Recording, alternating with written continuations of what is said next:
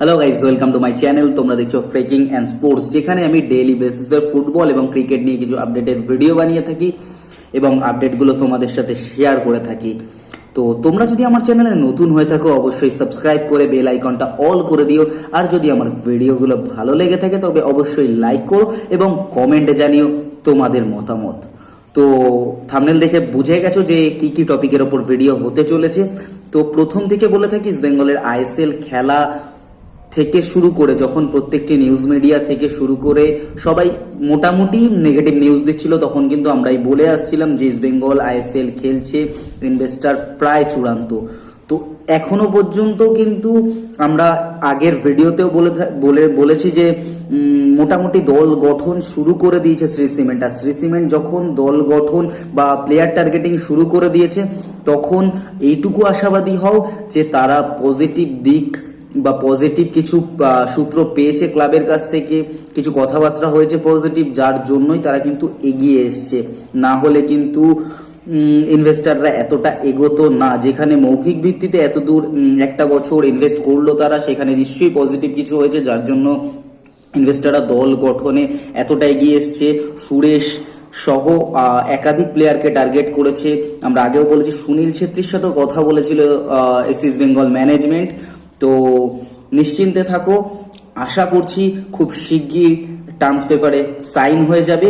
আর অনেক জায়গায় শোনা যাচ্ছে যে 4 বছরের চুক্তি হতে চলেছে, কিন্তু এই সম্পর্কে কোনো আপডেট নেই এখনো। যদি হয় টার্মশিটে সাইনটা কিন্তু দীর্ঘমেয়াদী হবে বলে শোনা যাচ্ছে, কিন্তু 4 বছর বা এরকম কিছু এই নিয়ে কোনো আপডেট কিন্তু বেরিয়ে আসেনি এখনো পর্যন্ত। ক্লাবের সাথে যে সমস্যাগুলো ছিল তরুণ ঝুনঝুনওয়ালার, মেবি এখন মধ্যস্থতায় সেগুলো মিটে গেছে। তরুণ ঝুনঝুনওয়ালা অনেকদিন ধরেই এই মধ্যস্থতা করে যাচ্ছে ইনভেস্টর এবং ইস্টবেঙ্গল কর্মকর্তাদের সাথে, এবং মেবি তারই মধ্যস্থতায় সমস্যাটা মিটে গেছে। এখানে অন্য কেউ এসেছে কিনা সেটা জানা নেই। এফএসডিএল, রিলায়েন্স কর্তা, তরুণ ঝুনঝুনওয়ালা থেকে শুরু করে অনেকেই কিন্তু আসর বেঁধেছিল যে ইনভেস্টারের সাথে ইস্টবেঙ্গল ক্লাবের সমস্যাটা দ্রুত মিটিয়ে ফেলার। তো খুব শীঘ্রই টার্মশিটে সাইন হয়ে যাবে। মেবি অনেকটা প্রসিডিওর এগিয়ে গেছে, 70%-এর ওপরে প্রসিডিওর এগিয়ে গেছে। কিছু কিছু ভাইটাল কিছু সাইন বা ভাইটাল কিছু পয়েন্ট বাকি আছে, সেগুলো খুব তাড়াতাড়ি হয়ে যাবে বলে সূত্র মারফত খবর আছে। তো আশা করছি খুব শিগগিরই সাইনিংটা হয়ে যাবে। তো তোমরাও আশাবাদী থাকো। আর নেক্সট ইয়ারে কিন্তু একটা ভালো দল হতে চলেছে ইস্ট বেঙ্গল, মানে একটি ভালো দল তৈরি করেছে ইস্ট বেঙ্গল, যেখানে কিন্তু ব্রাইট থাকছে, স্টেনম্যান থাকছে বিদেশিদের তালিকায়। ব্রাইটকে যতই মুম্বাই সিটিএফসি লোভনীয় চুক্তি থাক, আমরা আগের ভিডিওতে বলেছিলাম ব্রাইটের সাথে কিন্তু একটা এগ্রিমেন্ট হয়েছে, যেখানে বলেছে যে ইন্ডিয়ায় খেললে ব্রাইট কিন্তু ইস্টবেঙ্গলেই খেলবে, এমন একটা এগ্রিমেন্টে সাইন করেছে। কিন্তু ইউরোপের যদি কোনো বড় ক্লাবের অফার আসে দেন তিনি চলে যাবেন, তাছাড়া তিনি থাকবেন না। এবার প্যারিসের থেকে অনেক অফার এসছে বলে শোনা গেছে, কিন্তু এ ব্যাপারে মানে শিওর কিছু জানা যায়নি। তো মুম্বাই সিটিএফসির অফার থাকলেও, মানে এএফসি স্লটে যেহেতু জায়গা পেয়েছে মুম্বাই সিটিএফসি, তো পরের বছরের এএফসি কাপ খেলার জন্য মুম্বাই সিটিএফসি ব্রাইটকে নেওয়ার জন্য বদ্ধপরিকর। কিন্তু শ্রী সিমেন্ট ম্যানেজমেন্টও কিন্তু নাছোড়বান্দা একেবারে, এবং একটা এগ্রিমেন্ট হয়েছিল অনেক দিন আগে, যেটা ভিডিওতে বলা হয়েছিল আমার, যে এমন একটা এগ্রিমেন্ট হয়েছিল যেখানে ব্রাইট বলেছিল যদি ইস্ট বেঙ্গলে খেলে, যদি ভারতে খেলে তবে ইস্ট বেঙ্গলেই খেলতে তিনি বাধ্য থাকবে, এরকম একটা এগ্রিমেন্ট তার সাথে করা হয়েছিল। কারণ সেই সময় কিন্তু এটিকে মোহনবাগানও টার্গেট করেছিল ইস্ট বেঙ্গল ব্রাইটকে। তো ইস্ট বেঙ্গল সেই সময় তৎপর হয়ে এই সাইনিংটা করিয়ে নেয়, এই এগ্রিমেন্টে সাইন করিয়ে নেয়।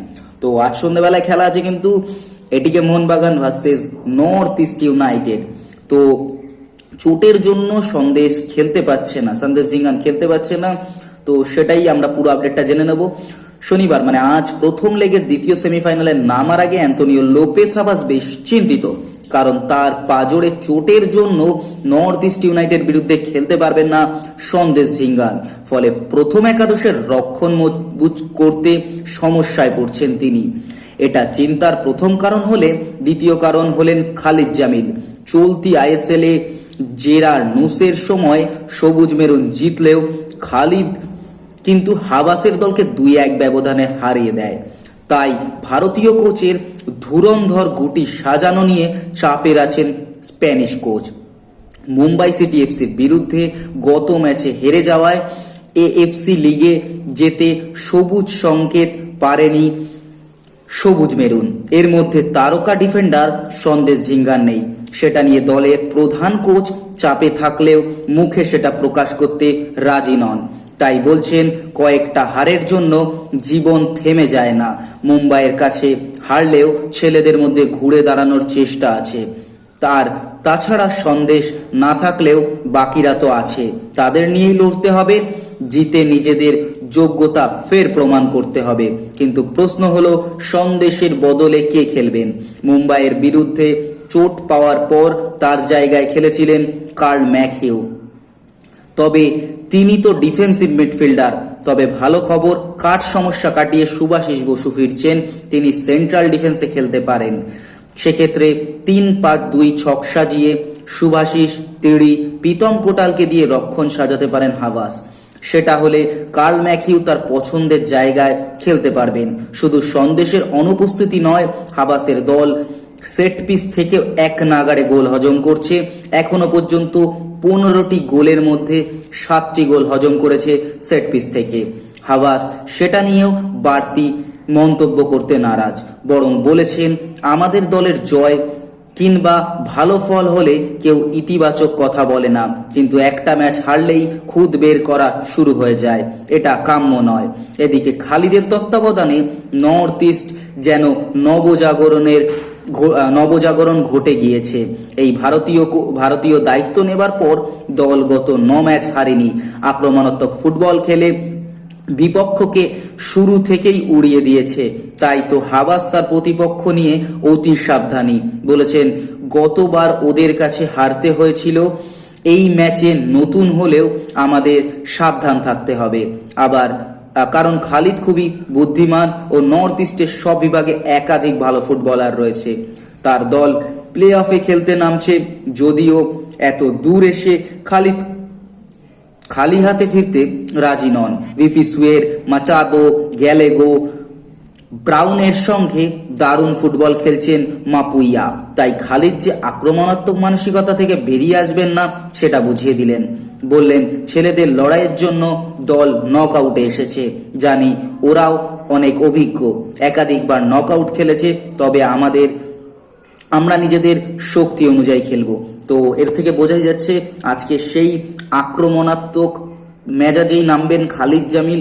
এদিকে ডিফেন্স মজবুত রেখে কাউন্টার অ্যাটাকেই যাবেন কোচ হাবাস।